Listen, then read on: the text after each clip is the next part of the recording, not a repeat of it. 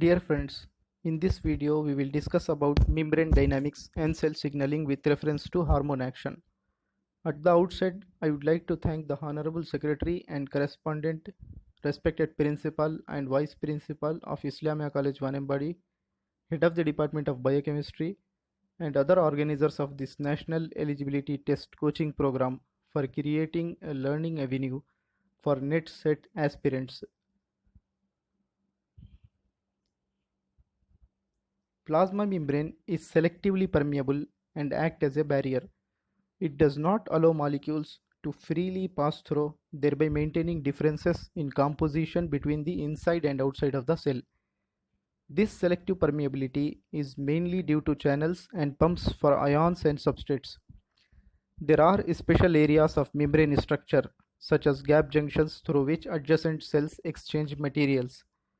Molecules can freely pass through the bilayer down the electrochemical gradients by simple diffusion or by facilitated diffusion.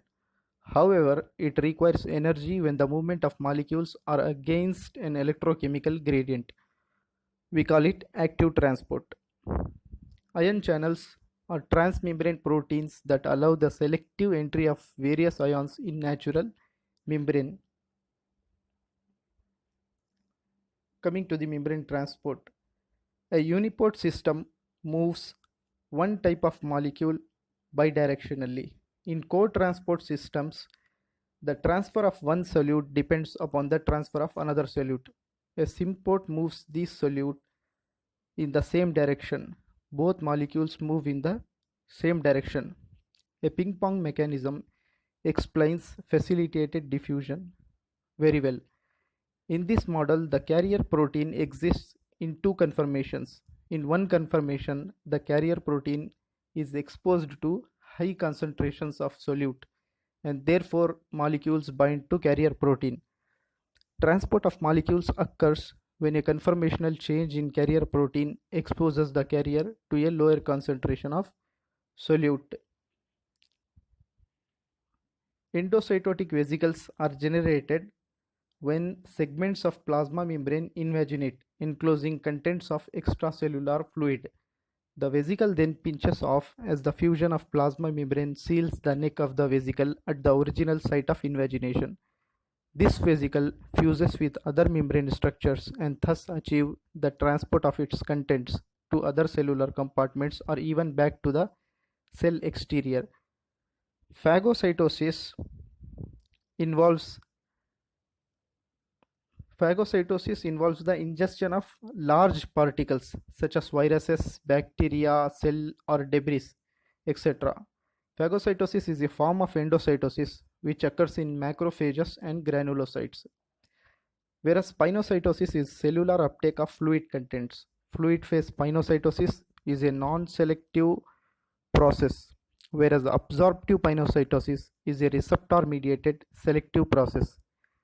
These high-affinity receptors present on the cell membrane selectively recognize ligands from the medium and causes quick uptake of specific molecules. Most cells release molecules to the exterior by exocytosis. This process is involved in membrane remodeling. When the components synthesized in the Golgi apparatus are carried in vesicles to form plasma membrane, the signal for exocytosis is often a hormone, which, when it binds to a cell surface receptor, induces a local and transient change in calcium concentration. Calcium triggers exocytosis. Membranes localize enzymes for several key metabolic processes. Nutrients are absorbed in the cell through the cell membrane. Metabolites and other waste products from the cell are excreted out through the cell membrane. Oxygen enters the cell from the blood and carbon dioxide leaves the cell and enters the blood through the cell membrane. In addition, the plasma membrane plays key role in cell-cell interactions and in transmembrane signaling. Some signals are transmitted across the membrane. Specific biochemical signals such as neurotransmitters, hormones, and immunoglobulins, etc., bind to specific receptors or integral proteins located at cellular membranes and transmit information through these membranes to the cytoplasm. This process is called transmembrane signaling. It involves the generation of a number of signals, including cyclic nucleotides, calcium phosphoinositoids, and diacylglycerols. However, we shall try to discuss cell signaling, specifically endocrine signaling, in a systematic manner.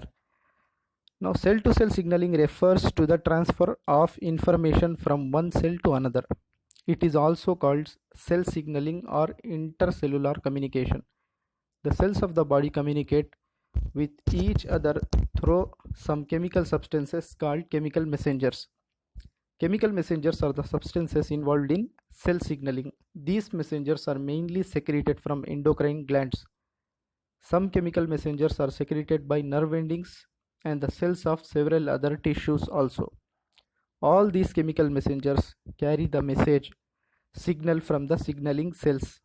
These signaling cells, are otherwise known as controlling cells, send signals to the target cells. The messenger substances may be the hormones or hormone-like substances. Chemical messengers are classified into four types basically. First, endocrine messengers, then paracrine messengers, autocrine messengers, neurocrine messengers, etc. Endocrine messengers are the classical hormones. A hormone is defined as a chemical messenger synthesized by endocrine glands and transported by blood to the target organs or tissues, that is to the site of action. Whereas paracrine messengers are the chemical messengers which diffuse from the control cells to the target cells through the interstitial fluid. Some of these substances directly enter the neighboring target cells through gap junctions. Such substances are also called juxtacrine messengers or local hormones. Autocrine messengers are the chemical messengers that control the source cells which secretes them. So the messengers are also called intracellular chemical mediators. Neurocrine or neural messengers are neurotransmitters and neurohormones. Neurotransmitter is an endogenous signaling molecule that carries information from one nerve cell to another nerve cell or muscle or another tissue. Now, endocrine glands are ductless glands because the hormones secreted by them are released directly into blood without any duct. Pineal gland, pituitary gland, thyroid gland, parathyroid gland, thymus, adrenal glands, pancreas, ovaries in females, testes in males, etc. are some of the endocrine glands. Coming back to the chemistry of hormones. Hormones are chemical messengers and they are synthesized by endocrine glands. Based on the chemical nature, hormones are classified into three categories or three types. Number one is steroid hormones, number two protein hormones, and number three amino acid derivatives. Steroid hormones are the hormones synthesized from cholesterol or its derivatives. Steroid hormones are secreted by adrenal cortex, gonads, and placenta, etc. Protein hormones are large or small peptides. They can be glycoprotein as well. Protein hormones are secreted by pituitary gland, parathyroid gland, pancreas, placenta, etc. Then finally, thyroid and adrenal medullary hormones are derived from the amino acid called tyrosine. Hormones do not act directly on target cells. First, it combines with receptor present on the target cells and forms a hormone receptor complex. This hormone receptor complex induces various changes or reactions in the target cells. Hormone receptors are the large proteins present in the target cells. Each cell has thousands of receptors. Important characteristic feature of receptor is that each receptor is specific for one single hormone. That is, each receptor can combine with only one hormone. Thus, a hormone can act on a target cell only if the target cell has the receptor for that particular hormone. Receptors for protein hormones and adrenal medullary hormones are located in the cell membrane. whereas receptors of steroid hormones and thyroid hormones are located in the cytoplasm or nucleus of the target cells respectively. Now, hormones perform its biological or physiological action by any of the following mechanisms. Number 1, by altering permeability of cell membrane. Number 2, by acting on intracellular enzyme. Number 3, by acting on genes. First, coming to the alteration in the permeability of the cell membrane. Neurotransmitters in synapse or neuromuscular junction act by changing the permeability of postsynaptic membrane. For example, in neuromuscular junction, when an impulse or action potential reaches the axon terminal of the motor nerve, acetylcholine is released from the vesicle. Acetylcholine increases the permeability of the postsynaptic membrane for sodium by opening the ligand-gated sodium channels. So sodium enters the neuromuscular junction from ECF through the channels and cause the development of end plate potential. Now, acting on the genes, that is acting on the information pathway. These are the hormones that bind to intracellular receptors. They can act on the gene transcription. These steroid and thyroid hormones through a hormone receptor complex may act on the hormone response element of a DNA and therefore can influence this gene transcription. They can influence any of the steps in the information pathway. That is, a gene is transcribed to a primary transcript and then it undergoes certain modification and processing, and that mRNA is translocated from nucleus to cytoplasm. Then it further undergoes translation to get synthesized as a protein. So in this information pathway, in this entire pathway, the hormone can influence in any of the step. Then coming to the hormonal regulation of gene transcription, how it occurs actually. Now, the lipophilic group 1 hormones diffuse through the plasma membrane of all cells but only encounter their specific high affinity intracellular receptors in target cells. These receptors can be located in the cytoplasm or in the nucleus of target cells. Hormone enters the interior of the cell and binds with receptor in cytoplasm, that is steroid hormone, or in nucleus in the case of thyroid hormone, and forms hormone receptor complex. This hormone receptor complex moves to the DNA and binds with the DNA. The hormone receptor complex first undergoes an activation reaction, then binds to certain specific regions of DNA called hormone response element. A number of accessory factors along with HRE, that is hormone response element, forms a hormone response unit, and this hormone response unit communicates with the basal transcription factors, promoter elements, Tata box, cat box, etc. to regulate gene transcription. Now consider this is the initiation site 1 plus, that is the gene, this is the site of initiation and this is the site of termination. So from this initiation site upstream towards 5 prime is the promoter element, and somewhere near this hormone response element will be situated and accessory factors may be located. So all these together constitute a regulatory DNA region. This regulatory DNA region influences the transcription of a particular gene. This influences transcription of mRNA and produce proteins. These proteins can cause physiological responses in the target cells. Now, by acting on the intracellular enzymes, group 2 enzymes or protein enzymes, protein hormones, peptide hormones or group 2 hormones can function by activating the intracellular enzyme, and they can make use of second messengers for exerting the biological effects. Protein hormones and the catecholamines act by activating the intracellular enzymes. These are the hormones that bind to intercellular receptors and act through second messengers. Cyclic AMP, cyclic GMP, calcium, phosphatidylinositol, protein kinases, etc. act as second messengers. Cyclic AMP or cyclic adenosine monophosphate act as a second messenger for most of the protein hormones. First, we will discuss the role of G proteins in the formation of cyclic AMP.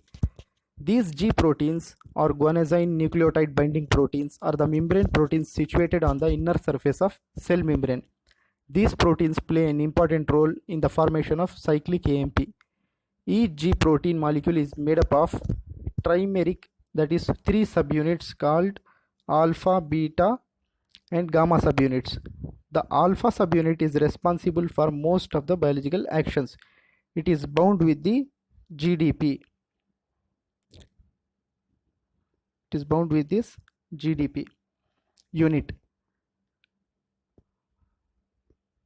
The alpha subunit is also having the intrinsic enzyme activity called GTPase activity. That is, the alpha subunit itself has certain sequences of amino acid that can act as GTPase, that can cleave this, break down this GTP into GDP. Now, hormone binds with the receptor in the cell membrane and forms the hormone receptor complex. Then this hormone receptor complex activates G protein. The alpha subunit now binds with a new molecule of GTP, that is, the GDP is exchanged for GTP. The alpha GTP unit activates the enzyme adenylyl cyclase, which is also present in the cell membrane.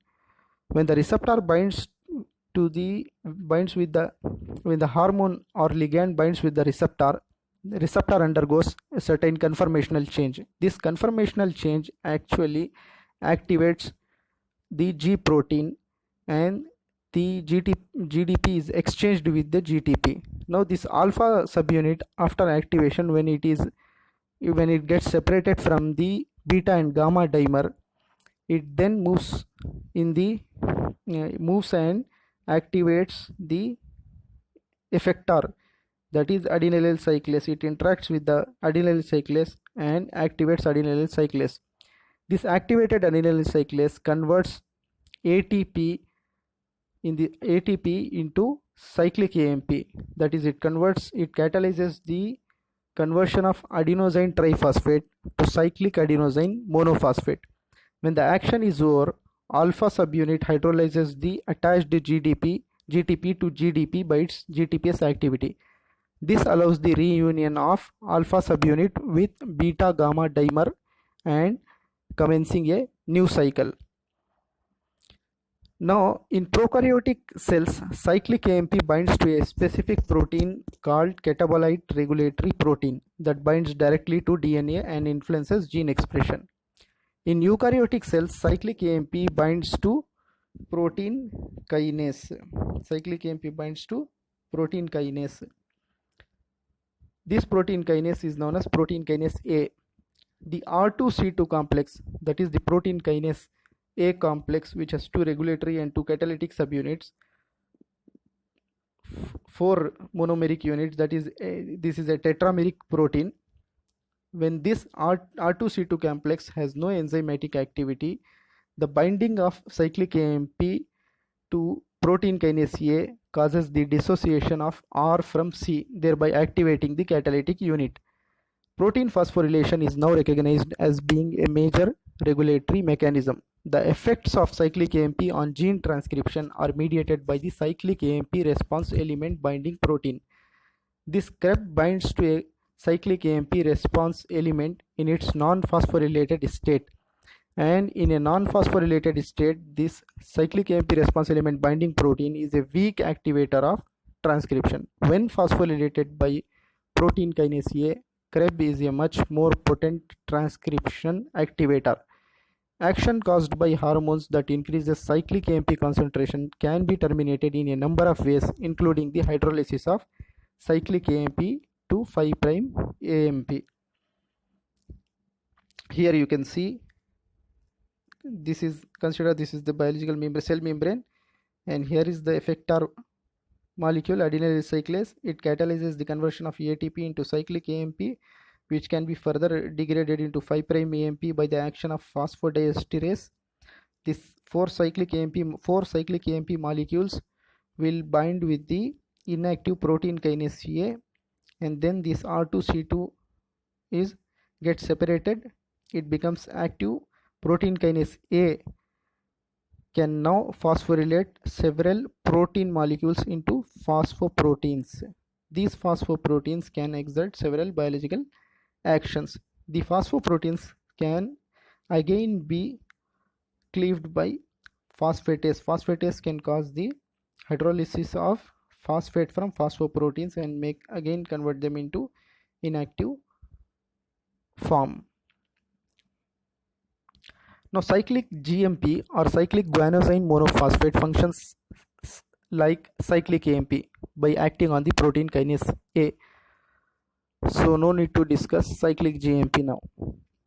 Then coming to the calcium mechanism, that is those hormones which utilizes calcium or inositol triphosphate or effector phospholipase for exerting their biological action. Now this appears to involve a specific G protein which also may activate a calcium channel. Phospholipase C results in generation of inositol triphosphate which liberates stored calcium from the pool, and diacylglycerol, which is a potent activator of protein kinase C. In this scheme, the activated protein kinase C phosphorylates specific substrates which then alter physiological process. The calcium calmodulin complex can activate kinases. The calcium calmodulin complex can activate specific kinases, two of which are shown here. These actions result in phosphorylation of substrates, and this leads to altered physiologic responses. The intracellular calcium is also regulated through storage and release by the mitochondria and endoplasmic reticulum. Now, common enzyme activated by calcium calmodulin complex is the myosin kinase in muscle. Now you can look at this diagram. The hormone combines with the receptor. Hormone receptor complex is formed. It activates G protein, and then G protein interacts with the effector phospholipase C. Phospholipase C catalyzes the conversion of phosphoinositol pyrophosphate into diacylglycerol. This diacylglycerol and then activates protein kinase C. This protein kinase C can phosphorylate proteins into phosphoproteins, and these phosphoprotein will certainly exert biological actions of this hormone. Now this also facilitates the entry of calcium from the extracellular matrix to the cytosolic space. The calcium moves to the reservoirs. For example, these calciums can move and get stored in the endoplasmic in the mitochondria. On the other hand, inositol triphosphate can mobilize calcium reserve from the endoplasmic reticulum, and those calcium molecule can bind with the calmodulin, and the calcium molecule which enters the cell from extracellular matrix, as well as the calcium molecules which are released from the intracellular pool, both can combine with the calmodulin, which is a calcium dependent protein, and it will activate calmodulin kinase. The calmodulin kinase will further phosphorylate proteins into phosphoproteins. Now, intrinsic tyrosine kinase activity of the insulin receptor. This is a classical example of tyrosine kinase mechanism. Insulin is released in response to hyperglycemia. Binding of insulin to a target cell specific plasma membrane receptor results in a cascade of intracellular events. Stimulation of intrinsic tyrosine kinase activity of the insulin receptor followed by activation of insulin receptor substrate molecules IRS1 to IRS4. This increase stimulates the activity of many intracellular molecules such as GTPases, protein kinases, and lipid kinases, all of which play a role in certain metabolic actions of insulin. Now, endocrine glands are under the control and regulation by tropic hormones produced by pituitary, which is a master gland. Pituitary itself is under regulation by hypothalamic hormones. Pituitary gland is a small endocrine gland located at the base of the skull connected with the hypothalamus. Now, the hormones secreted by hypothalamus are transported to anterior pituitary as well as to posterior pituitary, although the route of transport of hypothalamic hormones to anterior pituitary differs with that of the posterior pituitary. This master gland regulates all other endocrine glands, but this master gland, pituitary gland, it itself regulated by hypothalamic hormones. Hypothalamus secretes several releasing and inhibitory hormones. Tropic or releasing hormones such as growth hormone releasing hormone, thyrotropic releasing hormone, corticotropin releasing hormone, gonadotropin releasing hormone. All these hormones stimulate the release of those respective hormones from the pituitary. For example, growth hormone releasing hormone will stimulate the synthesis and release of growth hormone from the pituitary gland, whereas somatostatin or growth hormone inhibitory hormone inhibits the synthesis and release of growth hormone from the pituitary gland. Likewise, thyrotropic releasing hormone stimulates thyrotropin or thyroid stimulating hormone in the pituitary. That thyrotropin or TSH further will it will enter the circulation and it reaches the thyroid gland, binds with the receptor there in the thyroid gland and activates the synthesis and release of thyroid hormones such as T3 and T4, etc. So thyroid gland is under the regulation by pituitary gland. Pituitary gland is controlled by this particular hypothalamic hormone.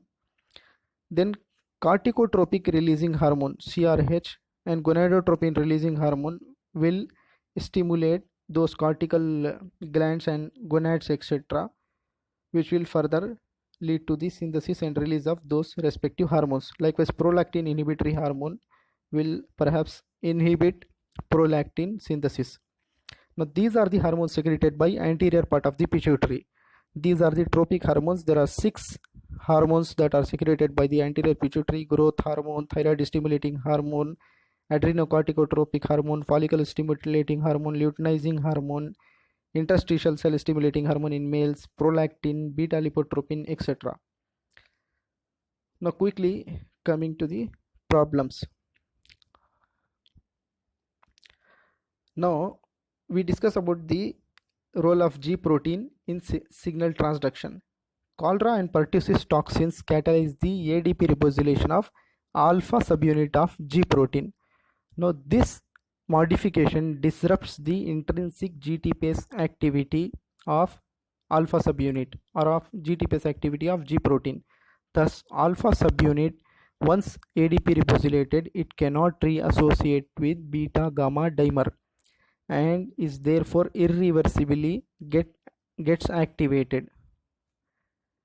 Likewise, in the case of Graves' disease, which is an autoimmune disorder, immunoglobulin binds to thyroid receptor. This irreversible activation of thyroid receptor by immunoglobulin causes hyperthyroidism. Hormone binding to its receptor is highly regulated because they can be dissociated from its receptor, whereas if an immunoglobulin is bound to a hormone receptor instead of the hormone, it will not get dissociated due to the lack of regulation. We also discussed about the receptor mediated endocytosis.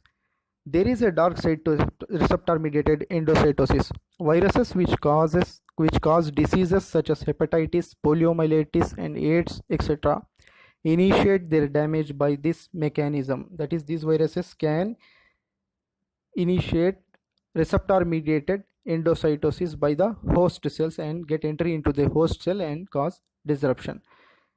Likewise, iron toxicity also begins with the excessive uptake due to receptor mediated endocytosis. These are the few case studies which explains why understanding of the regulation of hormone synthesis, secretion and hormone action is necessary from the clinical perspective.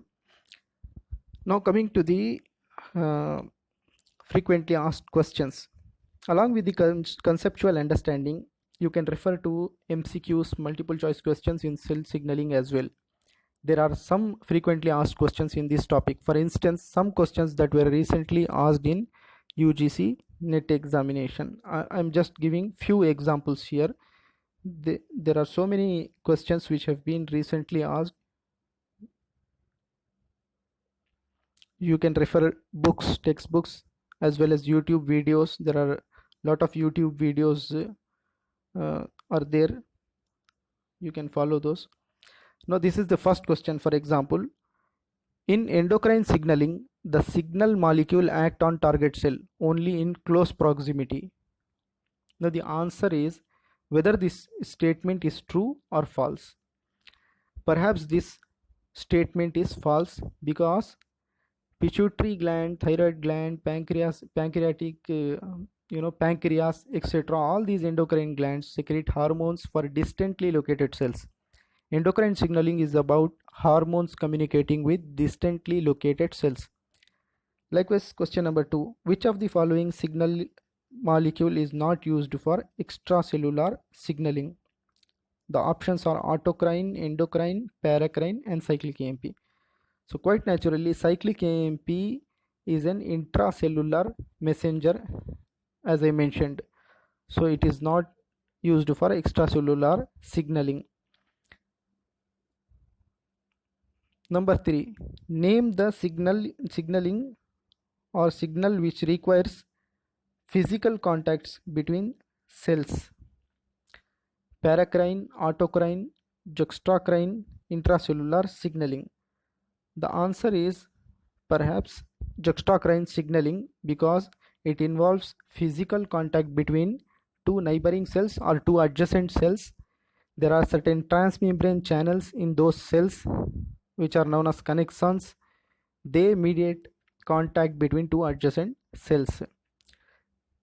Then another question. Which of the following molecule is involved in calcium dependent cell-cell adhesion? The options are calmodulin, cadherin, NCAM, and calpin. So the answer is cadherin because cadherin is a calcium dependent molecule which is involved in cell-cell adhesion. Although the options given here are either calcium dependent molecules or cell adhesion molecules, but cadherin is a molecule which is calcium dependent and which is involved in cell-cell adhesion. Another question is, integrin molecules link extracellular matrix to actin cytoskeleton of cell. Integrins bind to which of the extracellular matrix? So this is a straightforward question which is related to extracellular matrix, but of course it involves membrane protein. So these things have to be remembered, that fibronectin actually establishes contact with the integrin. Integrin in turn interacts with the cytoskeletal protein actin through tallin. So these are some of the questions that I was able to discuss. With this, I would like to conclude. Thank you for listening.